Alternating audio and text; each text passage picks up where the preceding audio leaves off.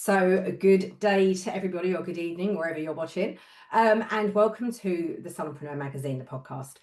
This edition, I'm going to be talking to Donna Clayton, who writes for the magazine as collaborative columnist. And so in the autumn edition, 2025, you will find Donna's article, which is all about Donna's specialist subject, which is navigating teaching qualifications. And because Donna deals in everything that's the business of education. So so today we're going to be talking. Well, first of all, let's welcome Donna. Hello, Donna. Hi. Hello. Yeah, and we were just saying before we came on, Donna has very handily got poking out of the top of her magazine, our bookmark. And I just wanted to just very briefly just sort of like mention the bookmark, because these are going out of all of our print editions. And part of the reason I did this was because it is about, we do hold space for everybody. But the bookmark is there, so it kind of reinforces that whole thing that Salonpreneur magazine is something you can come back to again and again. And most of the information that's in there, and probably nearly all of the information that's in there, is not time sensitive. And as you go through the magazine and you buy more of the magazines, you will build up a library of business, education skills, personal development, well-being, and all that kind of stuff. And the bookmarks are just, and each edition you'll be getting a bookmark coming out just so you can hold the space where you were. So I love that.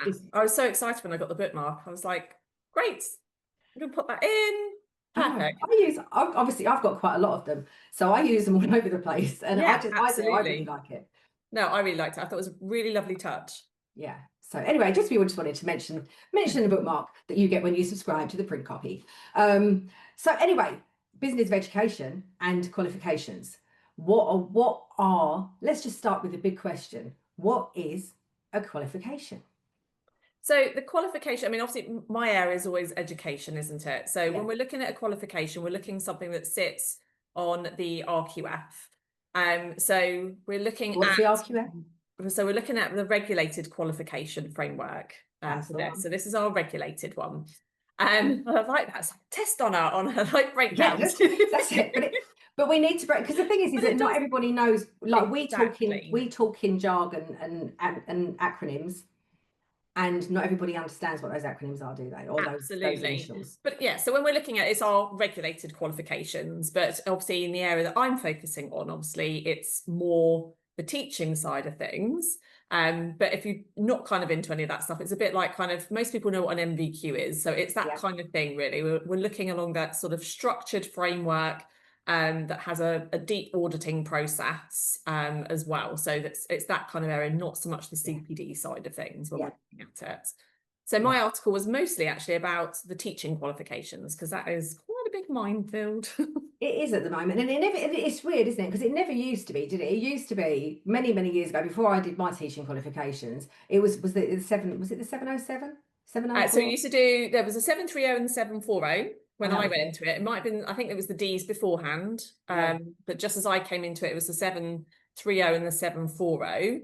And you did a stage 1 and stage 2, and then you went into a Cert Ed for 1 year, and then it became Cert Ed year 1, year 2, and then it was broken down into, what do we have, like kind of the petals, detals. Yeah, because that's when I joined, and I did petals. Yeah, and then it became AET, CET, DET, and most recently we've had a change with the last one, which is now the DIT. They do just like to confuse everybody, don't they? Yeah, but there's that sort of basic, there's always a basic level of training. There's always a level 3, a level 4, and a level 5. Yeah. Is the best way to look at it. And they're stepping stone ones. It does depend on where you're starting. Yeah. As to which one you go for. So if you haven't got any learners and you've got no way of getting into teaching just yet and things like that, then you need to start with the level 3 and start with that introductory kind of one that just gives you that nice little firm foundation, really, for kind of training. I kind of see it as like a trainer's kind of one a little bit, really. It's that one that's a bit of a threshold to get you onto the other ones. Yeah. And the other ones have a little bit more involved in them as well, that put you in good standing for your teaching career. Yeah, I know, because I did my level 3 and then got so busy with teaching and then the salon that I never ever got to do my level 4. And I only finally did my assessors, or the carver, I don't even know if it's still a carver. Is it still a carver? There's a bit of they're changing it all around a little bit as well. So there are still some that can offer it as a carver, but it's also a unit now in the CET, so in the level 4. Yeah. I know it changes all the time. So I did my assessors as we went into COVID. And so in 2020, we literally just started going in and doing our practical training when we went into lockdown, which wasn't helpful. No, I should imagine that was quite difficult to do actually, because you kind of need people for that one, don't you? Yeah, I know. Fortunately, because I've been teaching for years, in the end they APL'd me and put me through. But it's but it's another one, isn't it? Another, like, the assessors is another part of the structure. Yeah, absolutely. It's like another little missing piece. So the assessors, it's a good point to kind of touch up on, because people do ask about the assessors. That one you absolutely, I mean, I think it's a good one to have personally, because there's only a small amount of assessment in the level 3 anyway. So I do think it is a good one to have, but it focuses on people that are delivering regulated qualifications like VRQs and MBQs and things. Like, it's along those side of things. So that is a must for that. And if you're not going down that route, it's not necessarily a must have, but I do think it's a nice to have. And I think if you've got the time to do it, I think it does make you better at even devising your own internal assessment for, even if you're just delivering a CPD course. I think it just helps you look at assessment processes in a very different view that you don't get time to do on the level 3. No, and because I think as well, I mean, I've been teaching under like my level 3 for years. And it's kind of that learn on the job thing, isn't it? And so much of what we do in everything we do is, you learn the theory and then you go and learn on the job. And whether it's your driving test or whether it's anything we do professionally, you learn all the theory, do some practical, and then everything you actually learn and take forward into your career is what you learn on the job. And so I'd learned over the years, and I'd had some really good mentors around me and good educators around me that helped me develop those skills. But actually doing that qualification was probably one of the best things. I still haven't used it. It's just like, because then the world changed, and I've never gone back into education. And maybe one day I should. But well, yeah, and it's something that you've always got there, but it just helps you understand that process a little bit more, doesn't it? Yeah, definitely. And I just think, like, the AET, the Award in Education and Training, is just that level 3 is a good place to kind of start at. And if you don't have access to learners, then it gives you the micro teach to do. So you have that sort of 15-20 minute micro teach kind of to do at the end. Starts to build your confidence a little bit. But the CET and the DET, because there's some people still finishing off those, so it's still kind of relevant, and the DIT, they actually have logged teaching hours for that. So you have to be teaching to be able to do those courses, because you've got to log your lesson plans and your teaching hours and be seen as well. That was the bit I used to love, actually. I'm probably one of those weirdos. I actually quite like to be observed. I do. I think I just like that. I like that performance, and I like to kind of be able to improve. I'm one of those. So I quite like that criticism and things. I like to be able to kind of know what I've done well, know what I can tweak and change, and have someone else's opinion. And to have someone watch my lesson, even if it's only a part of it, it just makes that easier then to kind of like, what can I put into action next time? So actually, I quite welcome that. I know for some people, it just sends them into a spiral or makes them get all hot and sweaty and things like that. But actually, I quite like that. But that's part of the CET and the DET. And I think that really develops you as a teacher as well, and as a lecturer or a tutor or a trainer, whatever you want, educator, whatever you want to call yourself. It's all the same thing. It's imparting knowledge. As well, but that's where that difference happens. So if you haven't got access to learners, you do need to start at the other place. But I do think it's a good place to try and either get to the level 4 or the level 5. Absolutely. So obviously if you want to work in further education, you're going to need the level 5. Like, that's your end goal. They might take you on with your level 3, but the end goal is to get your level 5. And they're going to want to know when you're going to do that as well. That's like kind of the sort of active step you need to be taking. Yeah, and I think as well, it's like, talking about the AET, like the elephant in the room is that, and I think, as you're talking about the different structures in the level 3, 4, 5, is that the 4, 5 have to go through formal education channels. They can't go through anything else, as far as I'm aware. You can't do those as a one-day online course like you can with the AET. But this is part of the problem, isn't it? And I know in the article you talk about this, that. And we know through so much of the stuff we've done together over the last sort of like 5 years, is that the AET has been misused and is being mispromoted. People are being misled, missold on what they're getting. And what they're getting is a CPD, or it is not a part of the RQF at all, and is not a formal qualification. And people are out there I keep seeing one at the moment actually on Facebook. It's like, do you want to be able to teach things? This we're going to get you to be able to teach and not be in trouble for it. But I can't think what the wording is. But it's basically, we're going to get you something. We're going to teach you how to teach, and there's going to be no comeback from it. And you go through their site, and there are no off-qual logos. There's nothing, and they are not offering the formal AET. And it's like saying that you're giving a GCSE to someone when actually you're just teaching them some maths from a workbook. Yeah, it's one of the like kind of, there's a few things that bug me in life. Yeah. But that's one of them that really does bug me, because I just think it is so misleading. I think that's the bit that upsets me the most, is that I've been part of that, particularly over that lockdown period. I spent so much time in messages and in groups, answering questions for people, helping to guide them, and they've been sold a CPD style course that was Masters and AET course. They've said AET everywhere. They've used the term level 3 everywhere. Things that you can't use with a CPD. They're protected There are terms, no levels. Yeah, there are no levels for this. It sits on the RQF. So it's a trade description kind of issue. Some of them might have had the content written. That's what I have come across as well. There are some people that have written it to those standards that exist. Yeah. So they've taken that step, but they haven't then gone and got that formalised. And it's not that big a jump to go and get that formalised and be part of an awarding organisation like VTCT, Sitting Guilds, TAQA. Like, you can just focus towards, like, there's so many companies, and it's not that expensive to become a centre and deliver that. No. So there's really, for me, there's no excuse for something like that. But there are some people that have got some really good educator ones that aren't on that, but they say they're not that, and that's okay, because you know what you're buying then, don't you? You know that you're buying a CPD course and that you're not buying your AET. But I even saw one the other day that came up, and the first thing I do, I'm too inquisitive, I have to go and have a look. Yeah, I need to know, because if someone asks in the group, is this one this, I will go in there and say, no, they're not. No, they're not. They're a CPD one. So just know what you're buying, because it's about informed choice. If you know that you're going to buy a CPD one, if you want to stay in the accredited arena and with certain accreditation companies, it's not that big a deal. But I don't know what the content is going to be like, because it won't have been audited and checked. You may have done a micro teach, but it might not have all the input you need.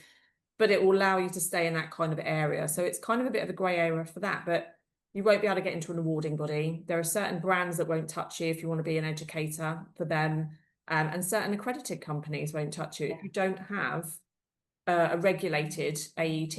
And so that then closes doors to you and holds you back, which I think is a real shame, actually, because you've gone through that effort. Yeah, and it's that whole thing, isn't it, of like, when people go into education, whenever you go into any new skill, you don't know what the ground is. Like, you're looking, you're doing your research, and so and too often we're led by price rather than quality. And and it's and especially nowadays we have got, for example, Klarna, there's many of them out there where you can spread your payments. If you can afford to spend £100 this month, the chances are you can probably afford to spend £100 the next few months. So do your due diligence, spend the extra money, and get a qualification rather than a certificate, because there's just having that certificate in teaching, because it's not, or even in delivering training, it's not a proper qualification. Yeah, absolutely. And things, if you see one, like you say, shopping on price, if we touch on that for a moment. So if it's less than about £200, I don't think I've seen one, an RQF one for anything less than 200. Even if it's like as part of an offer. If it's less than that, it's more likely to be a CPD one.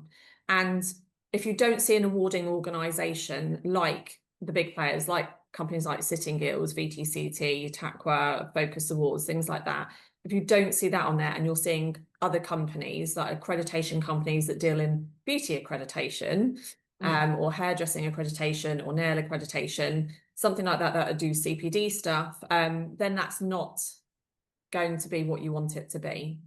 No. And it is, and I think there's an onus on brands to actually say no to people, because we can't, we have so much diminishing of our education in this industry as it is, that if you're then diminishing the education of the people that are going to educate, the future of our industry is so at risk. We're at risk from so many different things. And I've just been watching the thing on there was another select committee, that Salon Employers Association are at, talking about all the self-employment issues that we've got and the fact that no one can employ and all that. And, you know, and even just, you know, we've got a situation where no one can come into this industry, but mostly don't want to have an employed role. But even if they do, them trying to have an employed role is getting more challenging because the employers are all stopping because they can't get started. It's just, and because our education is so poor now, when they do go into salon, because there's so much, if we keep adding to this problem by giving educators poor education to start with, we are really on a hiding to nothing. We need quality education in this industry. If you're delivering it, it's sort of that two-pronged approach, really, because you know, you don't know what you don't know when you're going shopping and you're looking for something, and it's just all of these words get bashed around and stuff, and so you're trying to find the right thing and you're trying to ask in groups and things like that. So that can be really difficult, and it's confusing with all the terminology and things like that goes on. It's like another language, and I completely get that. Because you're then trying to, when you're going to teach, and you literally are learning another language at this point, with everything that goes on with that. But equally, from my point of view as well, I think there's a little bit of onus on some of these CPD companies, because you know, that's not the thing that they should be doing. And you're taking that on, particularly if they've named it that, because they have to show you what you've named it when you go and put your manual in or whatever else it is that you want to do to get that CPD'd. And no one's saying, no, you can't call it that. No. They're just letting them carry on and sticking their logo on the bottom. Yeah. If nothing else, it's a copyright issue. And you know, like, and so much of those terms, I mean, if they aren't protected statuses, they should be. But you know, we shouldn't be able to say we're delivering, you know, you're delivering something that is similar to a level 3. You're not delivering a level 3 or a level, but I don't think this happens. It definitely can't happen with level 5 because that's the degree level. But level 4, I don't know that this can happen.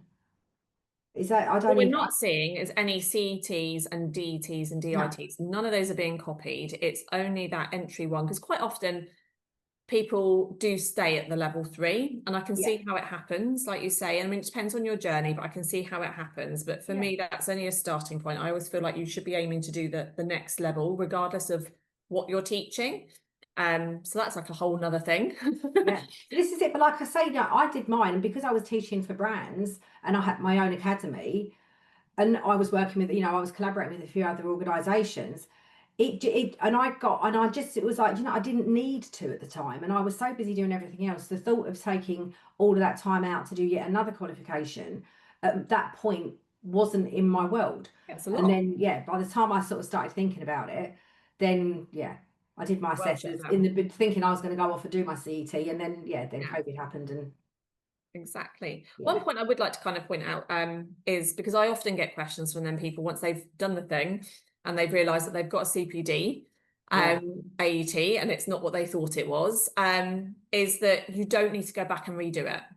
You don't need to do that one. My advice to you would be to do the next level up, because that's going to make you a better teacher anyway, and you're going to get more out of it.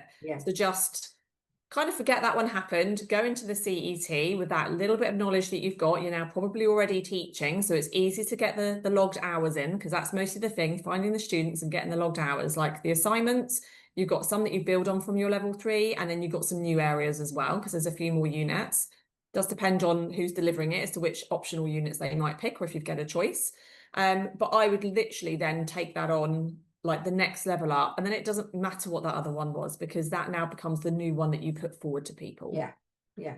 This is it, much like GCSEs and A-levels and stuff, isn't it? Is that every time you take a higher qualification, it supersedes anything. You don't, exactly. You don't then look back further. So I would do that and look at the next level, get that one in, and don't worry about redoing stuff, because then the chances are, if they haven't mapped it over to the National Occupational Standards for that area, for the benchmarks, the likelihood is there was gaps in your AET anyway, so you'd still have to redo some areas, and they won't be able to redo everything that you did do as well, so you might have to do that. So you need to watch that a little bit.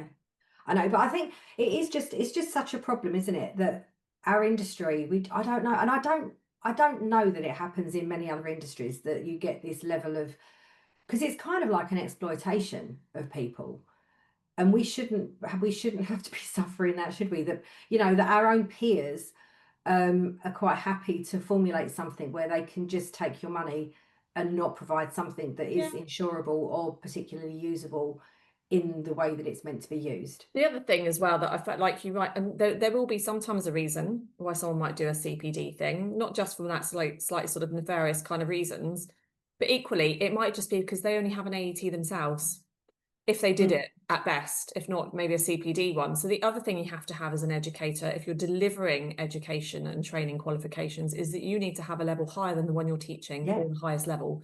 So, you know, if you're going to teach all of them, then you need to have your DET, or the ones that became before that. Obviously, DIT is quite new at the moment, so you probably won't have someone in that position. But they need to have that level 5 if they're going to teach the level 5, the level 4, and the level 3. If they want to teach the level 3, they at least need to have the level 4. You need to be a level above that. So if they don't have that and they only have, say, their AET themselves, they can't teach another person an AET. No. They need to go and get their next one up so they can teach the AET. So sometimes that might be why as well. They don't have that skill and that sort of technical know-how. And they might have been a fantastic educator, but you need to get that other piece of paper to make that legitimate, really. You need to do that step. And that might be why they've skipped that step as well, is that they just don't have that. Yeah. And I think actually you hit on a point there that is so true across so much of what we have in the industry, is that, you know, the piece of paper doesn't make you a good educator. You know, we all know that whether it's through our secondary primary schooling, or through our college education, or through our brand education, a piece of paper doesn't make a good teacher. A good teacher is someone that actually makes you passionate about a subject, that makes you enhance your skill in that subject, and makes you engage in that subject. And that's a good teacher. Absolutely. So it might be that, you know, that piece of paper isn't there and they might be amazing, but now if they want to do that thing and show you how amazing they are, because they've, you know, some people are just really in tune with teaching, then it just means that they need to now go and get that piece of paper so that they can make the qualifications they then deliver legitimate, really, from an education and training point of view. So if they want to teach other people how to teach and they're fantastic at it and they only got their CPD one, then they need to do a little bit of backtracking so that they can actually offer that in the right way and don't become part of that problem and passing the same problem over. Otherwise, it becomes like a systemic kind of issue. That you have kind of going across it. I think it's a fascinating. I mean, the thing is, we know we can talk about this for hours because we could. Because and I think this is the joyful thing with the magazine, is that, you know, we all write and we are all so passionate about the stuff that's in the magazine because we live it and breathe it every day. And I think, you know, we've been having this conversation for many years, and I don't know that it's ever going to change. The same as there's so many things in this industry that we all talk about that are never going to change, that are the negative sides of the industry. But, you know, the whole point of doing this podcast is that we get more word out there, and that we continue the education of our industry, and anybody else that wants to join our industry that needs to have the understanding of what it takes to be a salon and wellness professional. Absolutely. And I think just it's just got to start with like one person, doesn't it? You know, and just that little bit of knowledge, and if someone's seeking it, and having things like the magazine, having it in the podcast is amazing, because then when people can find it on the platform that suits them the best as well. So there's lots of bloody things in the article that you can help yourself to, and, you know, things for those who have done, you know, what I refer to as the correct method, and the kind of correct pathway to have, or thinking about getting that correct pathway, is to then start looking at other education as well that they can have, other forms of CPD, because actually one thing we're not great at, unless sometimes we're in further education, because it's slightly more formal and slightly more, I won't say enforced, but there's a lot of mandatory inset training days. So you top up. It's a requirement, isn't it? Exactly. There's a lot of CPD that we don't do once we get that piece of paper. We're so busy getting off our shiny and don't things. forget, there will be, and I've got the article written. It didn't make it. We didn't have space for it in the last magazine, but in this one there will be a piece all about the CPD that the magazine offers, because reflective practice from reading a magazine article is a really easy piece of CPD. Absolutely. It's only going to get you a point or two, but it's still CPD that you can add to your portfolio. And we have, if you're a print annual subscriber or a digital subscriber, you get that all free of charge. It's all there on our platform. You can just pop on, find an article you enjoyed, write a couple of hundred words about what it is that you liked about it, how you're going to utilize it, how it's going to help you going forward, and then by some miracle, a CPD certificate will arrive in your inbox. Perfect. And that's all about impact, isn't it? I think it's adding that more, like you've not just got that piece of paper, it's feeding that knowledge. And I think we need to be as inquisitive about our teaching practices and our teaching CPD as we are about getting shiny things in the salon. You know, like we're too quick to hop on a course, hop on a practical. It's so easy to hop on a practical course or pop on an online course, but actually we don't often do the CPD from our teaching perspective. We've stuck with that piece of paper that just gets a bit dusty in the cupboard, and we haven't then developed our teaching further. Obviously you do it by experience, but something a little bit more formal that you're learning in a formal setting is a good idea. Absolutely. But anyway, let's leave it there. And you can catch up with Donna's latest article. The January edition will be out on the 1st of January. And yeah, we look forward to chatting with Donna on the next edition. I look forward to that one. That's going to be one of my new favourites. Well, I say new favourite subjects, but just something that's really close to my heart. It's going to be on inclusive practices, teaching practices. Lovely. For short accredited courses. So not quite so FE based and form based. I think that's pretty good at kind of getting a lot of that done, but actually we don't do a lot of that. We don't look after our learners that might need a little bit of extra help. And that's short accredited courses. Because especially if you've only got level 3, it would give you a little bit more insight into some of the high level practices that you need. Absolutely. Yeah. So thank you very much for coming and chatting with me today, Donna. Thank you.